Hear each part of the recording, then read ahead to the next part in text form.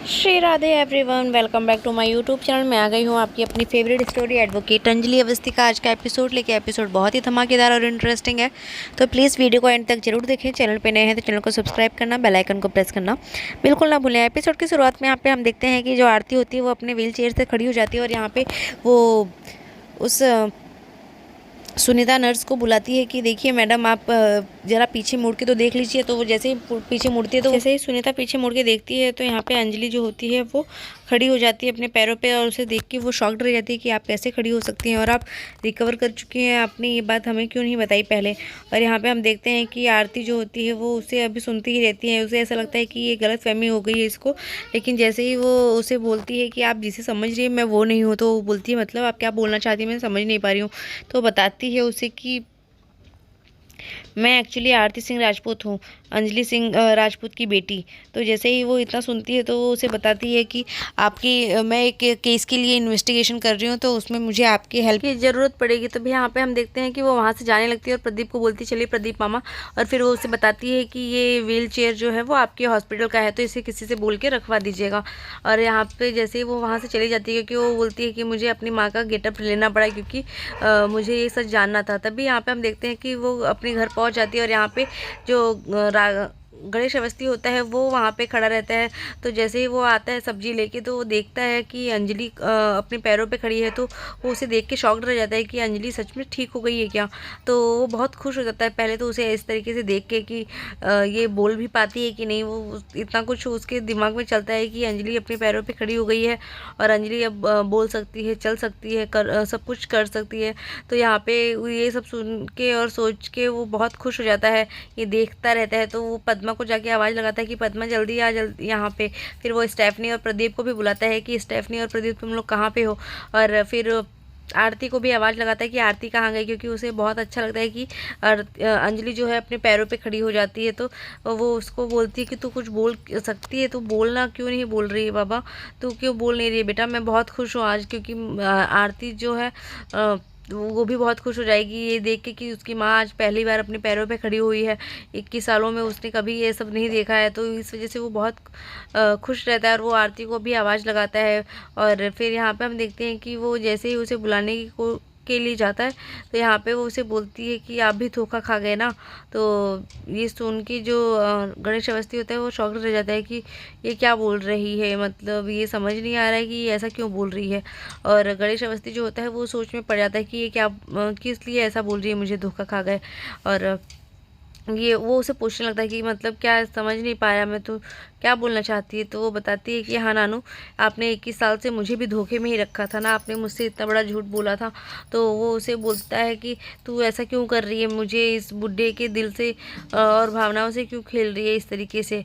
और यहाँ पे जैसे ही वो इस तरीके से उसे इमोशनली ब्लैकमेल करने लगता है कि तू इस तरीके से कैसे कर सकती है, तुझे समझ में आ रहा है कि मैं क्या क्या सोचने लगा था। मुझे लगा कि मेरी बेटी ठीक हो चुकी है, डॉक्टर ने उसे बोला था कि वो कभी अपने पैरों पे नहीं खड़ी हो सकती, पर मुझे लगा कि वो ठीक हो चुकी है और वो डॉक्टर की बात गलत हो जाएगी। और यहाँ पे हम देखते हैं कि जो आरती होती है वो बार बार उसे बताने की कोशिश करती है, पर जो गणेश अवस्थी होता है वो उसे बोलता है कि तू क्या बोल रही है, मुझे समझ में नहीं आ रहा है। तो बोलती है कि हाँ, ये गेटअप करके मुझे भी बहुत तकलीफ़ हो रही है लोगों से झूठ बोलने में और उन्हें धोखे में रखने में, पर मुझे ये करना पड़ा क्योंकि आपने मुझे आज तक सच नहीं बताया। तो वो बताती है कि मैं हॉस्पिटल गई थी और उस सुनीता शर्मा से भी मिल के आई हूँ और उन्होंने सारा सच बता दिया है मुझे कि आपने ही ये झूठ बोलने के लिए कहा था कि मैं जो आरती अवस्थी है वो जन्म लेते ही मर गई थी।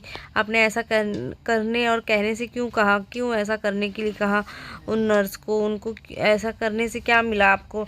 तो यहाँ पे हम देखते हैं कि वो उसे बताती है कि उन्होंने ऐसा कहा कि आपने ही उन्हें ये सब मेरी सच्चाई छुपाने से और मुझे मरा हुआ बताने के लिए आपने ही उनसे कहा था, तो क्यों किया ऐसा नानू।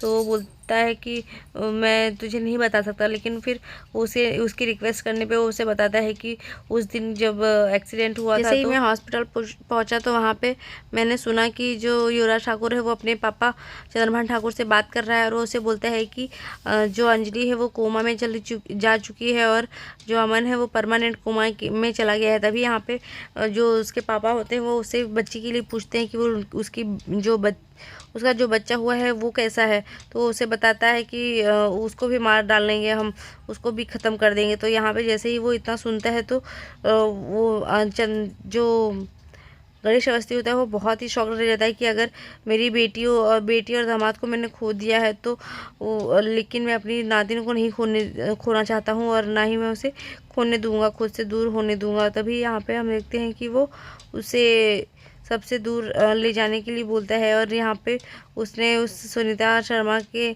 से रिक्वेस्ट की कि प्लीज़ आप उसे बताना मत कुछ भी, और ये भी मत बताना और बोल देना कि जो उनकी बच्ची हुई थी वो भी जन्म लेते ही वो ख़त्म हो गई है। और यहाँ पे ये सुन के जो आरती होती है वो भी शॉक्ड रह जाती है कि ऐसा करने के लिए नानू ने क्यों कहा, क्योंकि उसे ऐसा डर था कि वो लोग उसे भी मार देंगे, आरती को भी ख़त्म कर देंगे, इसलिए उसने ऐसा करने के लिए उसे बोला था।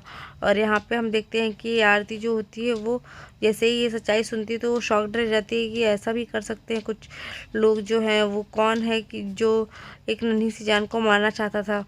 तो यहाँ पे हम देखते हैं कि वो उसे चैलेंज करती है कि नानू आप मुझे, अगर आप उस आदमी का, क्योंकि वहाँ पे तभी एक आदमी आया था आरती को मारने के लिए, तो उससे पूछता है कि ये जो अंजलि अवस्थी की बेटी ने जन्म लिया बच्चे ने वो कहाँ पे है, मैं उसका मामा हूँ। तो ये इतना सुन के ही वो उसे बोलता है कि जो सुनीता शर्मा होती है वो बता देती है कि वो तो बच्ची ही नहीं, वो ख़त्म हो गई थी वो ऑन द स्पॉट। तो इतना सुन के वो वहाँ से चला जाता है। और यहाँ पे दूसरी तरफ जो आरती होती है वो नानू से बोलती है कि नानू मैं अपनी माँ बाप को इंसाफ दिला के ही रहूँगी। और इतना सुन के तभी वो उसे वहाँ से जाने लगती है। और यहाँ पे तभी उसका फ़ोन बजता है तो पद्मा फ़ोन देखती है कि किसी का फ़ोन आ रहा है, और जैसे ही फ़ोन देखती है तो वो पूछती है कि किसका फ़ोन है पद्मावती, तो बताती है कि वेद का है, ले बात कर। तो वो उसे बोलती है कि नहीं मुझे बात नहीं करनी है, पर वो ज़बरदस्ती उसे फ़ोन पकड़ा देती है कि ले बात कर। तभी वो उसे बताते लगता है कि आज हम लोग की सुहागरात है, आज मेरा सुहागरात का दिन है, तो लेकिन मैं सुहागरात मनाऊंगा नहीं, क्योंकि मैं सिर्फ तुमसे प्यार करता हूँ और तुम्हारे साथ ही सुहागरात मनाना चाहता हूँ। तभी यहाँ पे हम देखते हैं कि ये सुन के जो आरती होती है उसे बहुत ही तकलीफ़ भी होती है, और कहीं ना कहीं उसे वो खुद को स्ट्रॉन्ग बनाने के लिए उसे बोलती है कि तुम जाओ ना, तुम्हारी शादी हो चुकी है, आप इस तरीके से मुझे फ़ोन मत कीजिए। तो वो बोलता है कि कुछ भी कर लो तुम, लेकिन मैं तुमसे प्यार करता हूँ आरती, और मैं हमेशा तुमसे ही प्यार करता रहूँगा। तो ये सुन के जो आरती होती है वो भी और शॉक्ड रह जाती है कि इसको मैं कैसे समझाऊँ। तभी यहाँ पे जो आरती होती है वो उसे बात करने की कोशिश करती है, पर वेद फ़ोन कट कर देता है और वहाँ से जाने लगता है। तभी वहाँ पे कली आ जाती है, और कली जो होती है वो उसे बोलती है कि मेरा लेकिन क्या दोष है इसमें वेद बाबू, मैंने क्या किया है, मेरी क्या गलती है। तो उसे बताता है कि तुम्हारा दोष इतना है सिर्फ कि तुम एडवोकेट अंजलि अवस्थी की बेटी आरती सिंह राजपूत नहीं हो। तो इतना सुन के वो और भी परेशान हो जाती है। तो भी वहाँ पे वो उसके पैर पकड़ के रोने लगती है कि प्लीज़ बेबी बाबू मुझे इस तरीके से छोड़ के मत जाइए, इससे बड़ी शर्मनाक बात कुछ नहीं होगी एक लड़की के लिए। और फिर वो अपनी माँ की तस्वीर के पास जाता है और उससे पूछता है कि माँ मैं सही तो कर रहा हूँ ना। तो वो उसे वो जो वेद होता है वो अपनी माँ से बात करने लगता है, पर यहाँ पे कली जो होती है उसका पैर पकड़ के बैठ जाती है कि प्लीज़ मुझे इस तरीके से अकेला छोड़ के मत जाइए इस कमरे में। और जैसे ही वो इतना सुनती है उसके मुंह से, तो उसे और रोना आने लगता है। और फिर यहाँ पे हम देखते हैं कि कली जो होती है वो जैसे ही आरती को फ़ोन लगाती है तो आरती फ़ोन उठा के उससे बात करने लगती है। तो वो बताती है कि दीदी वेद जी यहाँ से इस कमरे से मुझे अकेला छोड़ के चले गए हैं। तो वो बोलती है कि तुम टेंशन मत लो, वो ज़रूर आएंगे, वो तुम्हारे साथ ही रहेंगे और तुम्हारे साथ सुहागरात और बाकी की सारी रस्में ज़रूर तुम्हारे साथ पूरी करेंगे।